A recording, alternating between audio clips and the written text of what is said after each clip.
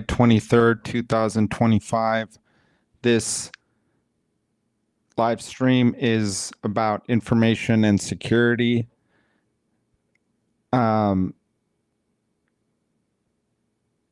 Information and security in the sense of cybersecurity. We've seen several events occur in the last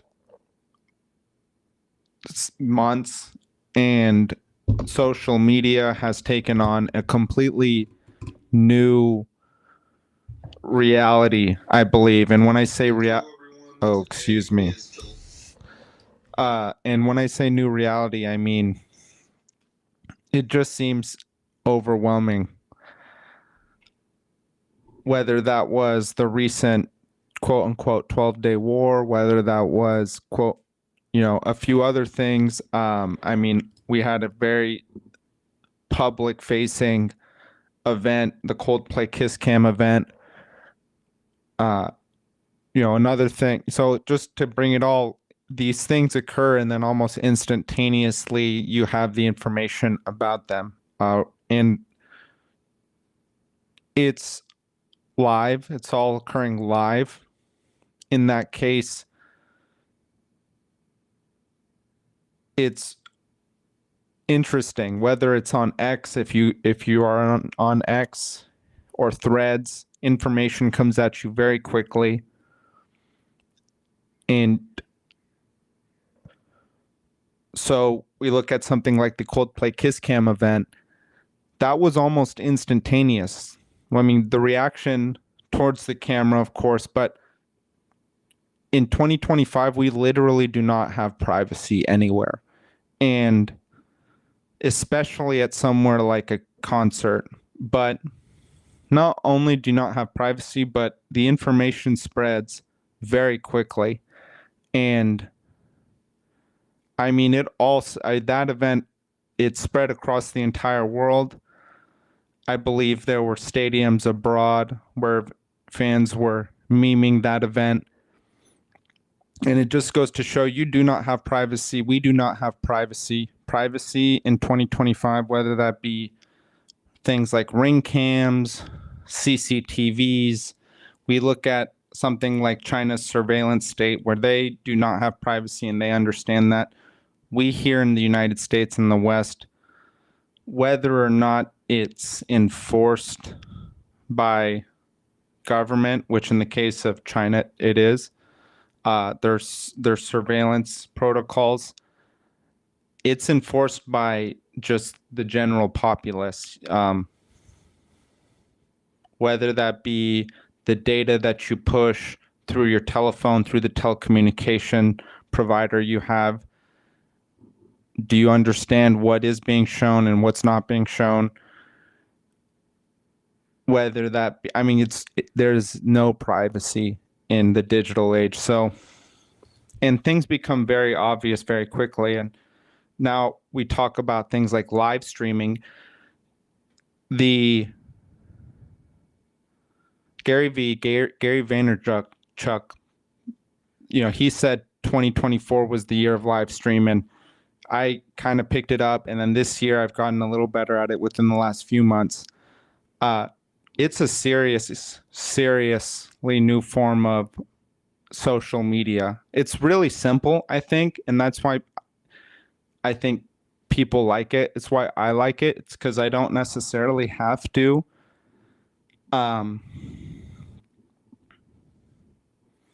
create this huge production going into what we're looking to communicate, what I'm looking to communicate, what, many of these are about HOA or my other business, Zayuk. But it's,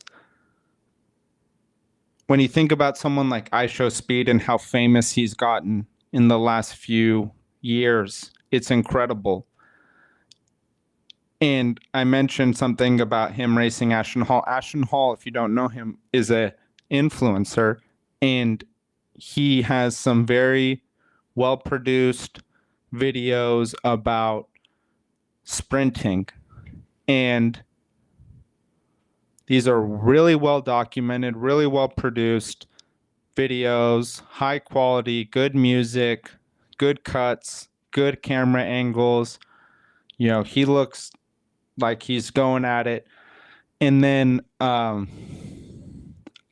a month ago, I believe, iShowSpeed challenged him to a race, and they raced. And so Ashton Hall's primary form of creation, was Instagram, highly produced content, and iShowSpeed's platform preferred content was live stream. And when you get live, you can't hide anything. There's nothing to hide. You have to be very conscious.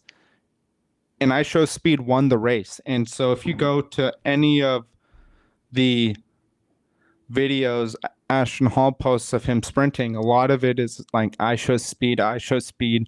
And not to say that the meat lowers the quality of the content, but it does matter to people.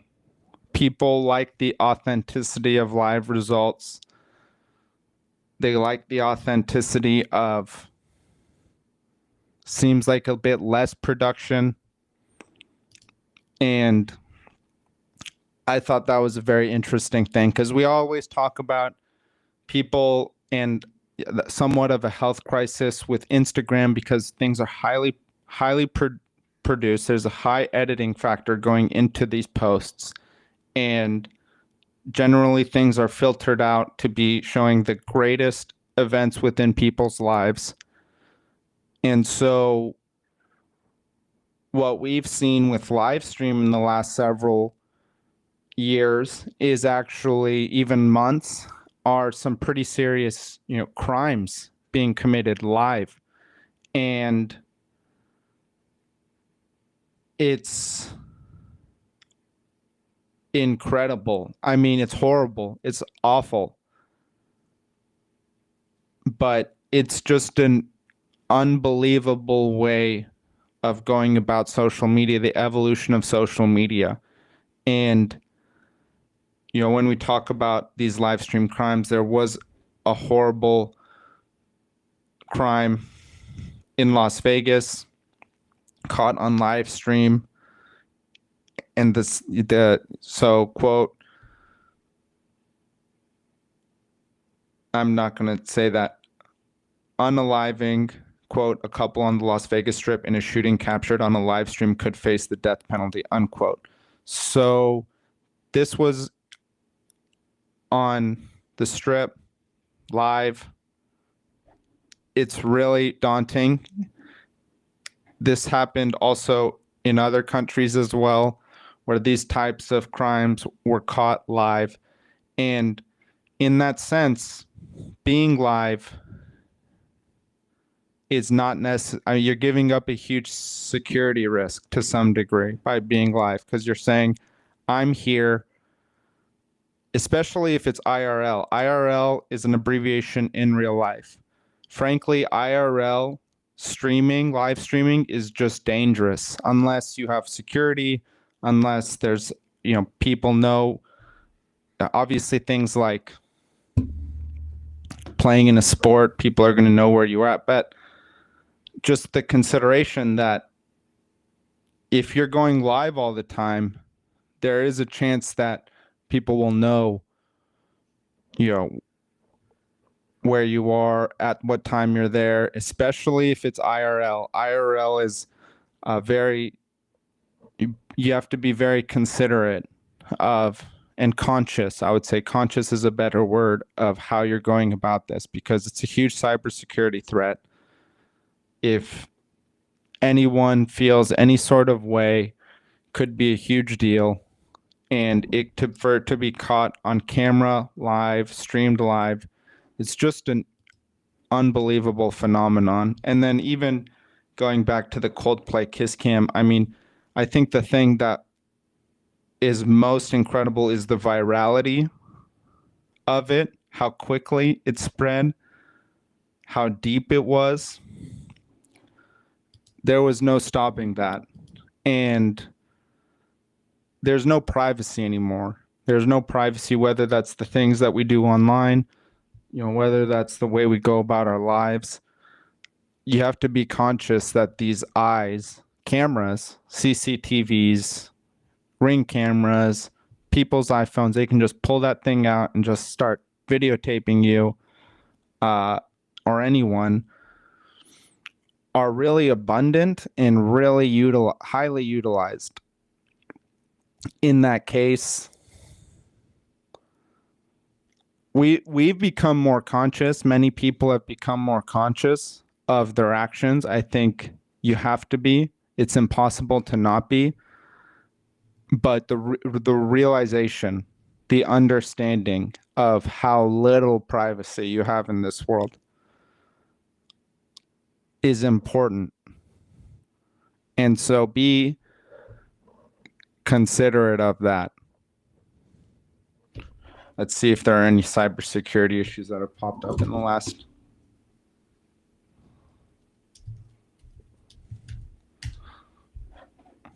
several days. This was a huge one. Oh my goodness, this one was huge. This was absolutely massive.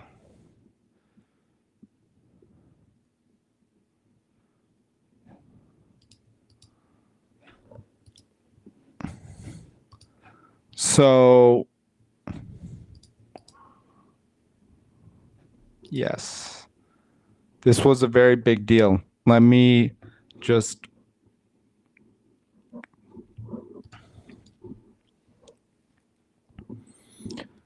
okay. Let's see.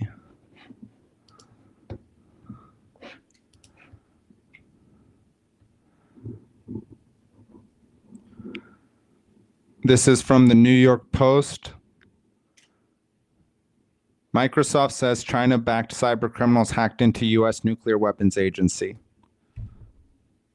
Microsoft has warned that the Chinese state-sponsored hackers have breached its SharePoint software used by the U.S. agency responsible for maintaining and modernizing the nation's stockpile of nuclear weapons.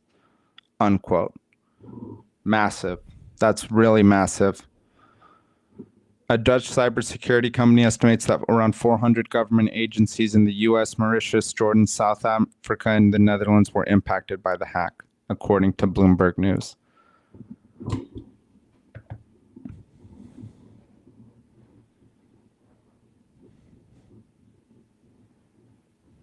No sensitive data or classified information. And of course, these things are set at different levels of security. So, of course, these agencies have certain data that's at a different security level than other data, depending often on the sensitivity of that information. And what I mean by that to say is this is, quote, not sensitive and not classified information. So classified and sensitive information generally is placed in a different location. Of course, virtually placed in a different location under different standards, under more secure standards, which more likely have more layers of defense against these types of things. But this was a 0 day, and 0 day means it's newly discovered, 0 day known, Friday, July 18th, so just before the weekend.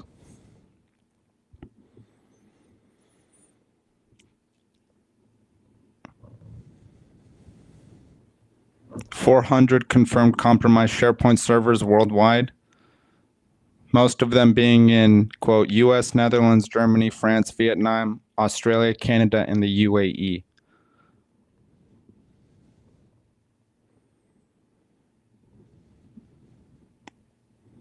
This was a huge hack.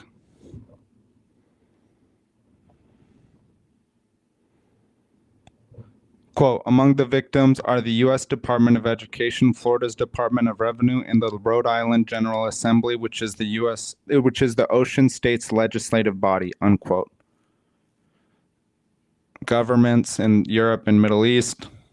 That's really, I mean, so the issue is that SharePoint is a drive. It's a sophisticated drive from Microsoft, and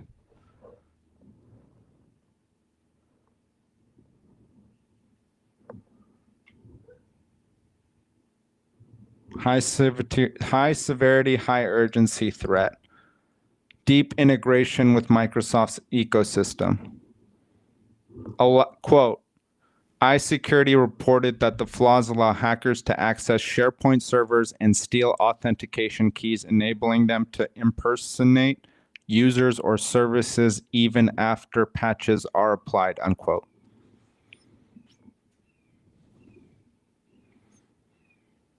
That's massive.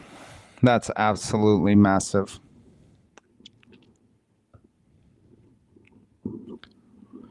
So,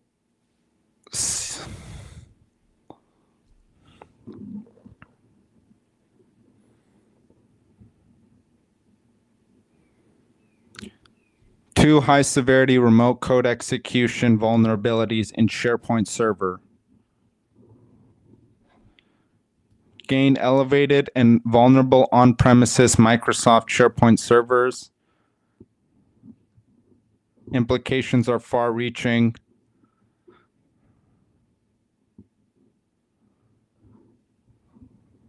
This is from CTO and Head of Threat Intelligence for Unit 42 at Palo Alto Networks, Michael Sikorsky. Quote, Unit 42 is tracking a high-impact ongoing threat campaign targeting on-premises Microsoft SharePoint servers. While cloud environments remain unaffected, on-prem SharePoint deployments, particularly within government, schools, healthcare, including hospitals, large enterprise companies, are at immediate risk.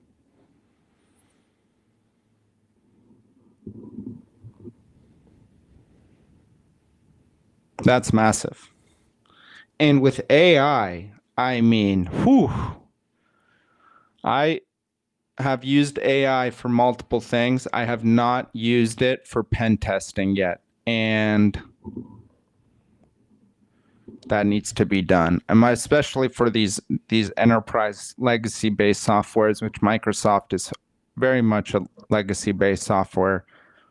Much of the issue with hardware is legacy hardware needs legacy software. That's usually the biggest problem.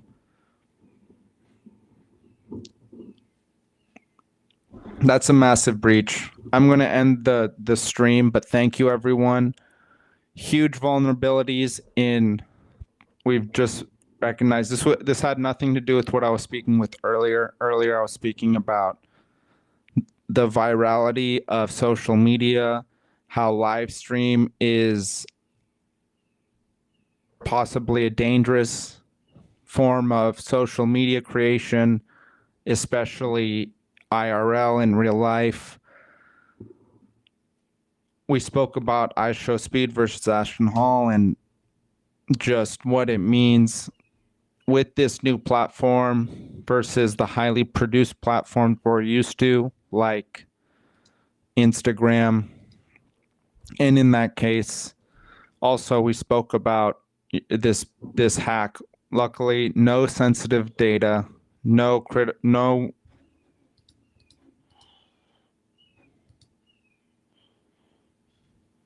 classified data, but still a serious hack.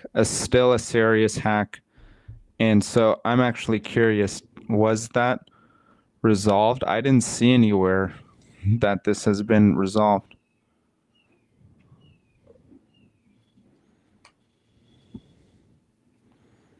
It seems it still hasn't been resolved. Let me go find it.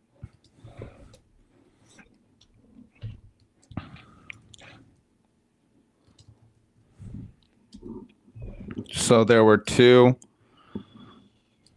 And then these things are, all right.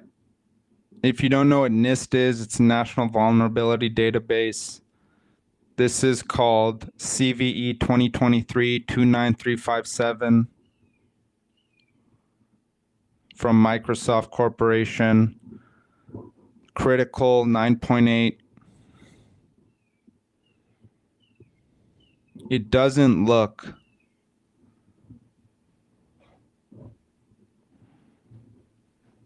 like it's been resolved. I mean, this might be a different CVE.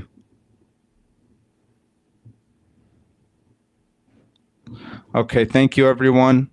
Take care.